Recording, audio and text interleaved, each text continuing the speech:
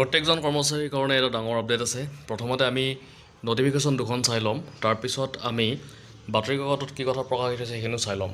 ছুটিৰ সম্পৰ্কত 3 মাহৰ ছুটিৰ সম্পৰ্কত ইলেকশ্যনৰ আগলৈকে এটা ডাঙৰ খবৰ প্ৰকাশ পাইছে প্ৰত্যেকজন কৰ্মচাৰীসকলৰ কাৰণে। তো ইয়াতে চাওক আপোনালোকে এখনেই নটিফিকেশ্যন, এই নটিফিকেশ্যন আহিছে government of Assam, department of personnel Assam secretariat civil.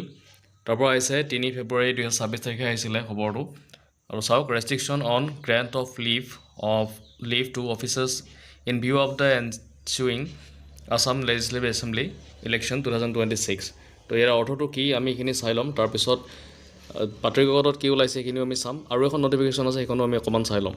আপোনালোকে এইখনো দেখিছে, এইখন আহিছে আপোনাৰ হাইলাকান্দি ডিষ্ট্ৰিক্টৰ ফালৰ পৰা। আৰু এইখনত আপোনাৰ সেই একে কথাকে লিখা হৈছে।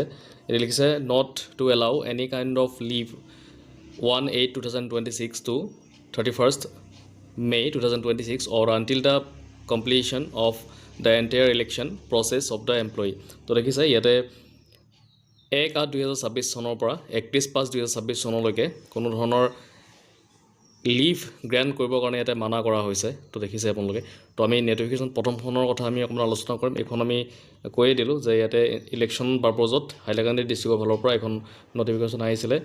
গোটেইখন ইয়াতে আপোনাৰ দেখিছে হাইলাকান্দিৰ যিখিনি deputy inspector of school, block elementary education officer, তাৰ block elementary education officer Hailakandi, block elementary education officer, তাৰপিছত head of the institution all, তো পঠিয়াই দিছিলে। এতিয়া আমি চাম প্ৰথম যিখন নটিফিকেশ্যন আছিলে সেইখন আমি ইণ্টাৰভিউট কৰিম, তাৰপিছত আমি যিটো বাতৰি কাকতৰ খবৰ ওলাইছে সেইটো আমি চাবলৈ চেষ্টা কৰিম। তো প্ৰথম নটিফিকেশ্যনখনত ইয়াতে লিখিছে, বিষয় লিখিছে 2026 চনৰ অসম বিধানসভা নিৰ্বাচনক লৈ বিষয়াসকলক ছুটি প্ৰদানত নিষেধাজ্ঞা। আগন্তুক 2026 চনৰ প্ৰথম বিধানসভা নিৰ্বাচনৰ পৰিপ্ৰেক্ষিতত সমগ্ৰ নিৰ্বাচনী প্ৰক্ৰিয়াটো সুচাৰুৰূপে স্বচ্ছভাৱে আৰু সময়মতে সম্পন্ন কৰাৰ উদ্দেশ্যে সকলো প্ৰশাসনিক বিষয়াৰ সেৱা অত্যাৱশ্যক বুলি গণ্য কৰা হৈছে। সেয়ে জনসেৱাৰ স্বাৰ্থত আৰু নিৰ্বাচন সম্পৰ্কীয় দায়িত্বসমূহৰ জৰুৰতাৰ কথা বিবেচনা কৰি 2026 চনৰ মাৰ্চ মাহৰ পৰা মে' মাহলৈকে অথবা সমগ্ৰ নিৰ্বাচনী প্ৰক্ৰিয়া সম্পূৰ্ণ নোহোৱা পৰ্যন্ত IAS, SES, ALRS বিষয়াসহ সকলো বিষয়ে কোনো ধৰণৰ ছুটি, আৰ্জিত ছুটি হওক বা কমিউটেড ছুটি আদি আবেদন নকৰিব আৰু মঞ্জুৰ কৰা নহ'ব, যদিহে অতি জৰুৰী পাৰিবাৰিক বা চিকিৎসাজনিত আপাতকালীন অৱস্থা নাথাকে। দেখিছে আপোনালোকে ইয়াতে জৰুৰী অৱস্থাৰ ক্ষেত্ৰত ছুটি দিব দিছে, কিন্তু জৰুৰী অৱস্থা নহ'লে তেতিয়াহ'লে ছুটিখিনি ইয়াতে দিবলৈ মানা কৰিছে। তো এতিয়া আমি চাম সেই আপোনাৰ যিখন নটিফিকেশ্যন, যিখিনি আমাৰ বাতৰি কাকত ওলাই আহিছিলে সেইখিনি খবৰ আমি চাবলৈ চেষ্টা কৰিম। আৰু এটা সৰু অনুৰোধ আপোনালোকে থাকিলে যদি প্ৰথমবাৰে চেনেলটো ভিজিট কৰিছে তেনেহ'লে ছাবস্ক্ৰাইব কৰি থ'ব, এনেকুৱা খবৰবিলাক আগলৈকে পাই থাকিবৰ কাৰণে।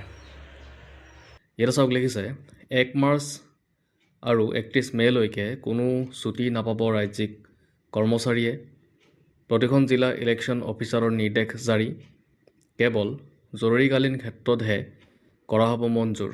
অধিসূচনা জাৰিৰ পাছতে নিৰ্বাচন আয়োগে নিয়োজিত কৰিব নিৰ্বাচনী কামত। ইয়াতে লিখিছে এই খবৰটো 12 তাৰিখে আহিছিলে। তো লিখিছে সমাগত বিধানসভা নিৰ্বাচনৰ বাবে চৰকাৰী কৰ্মচাৰীৰ সকলো ধৰণৰ ছুটি বাতিল কৰিছে ৰাজ্য চৰকাৰে। ৰাজ্যিক কৰ্মচাৰীয়ে অহা 3 মাহলৈ কোনো ধৰণৰ ছুটি নাপাব বুলি কঠোৰ নিৰ্দেশনা জাৰি কৰিছে ৰাজ্য চৰকাৰে।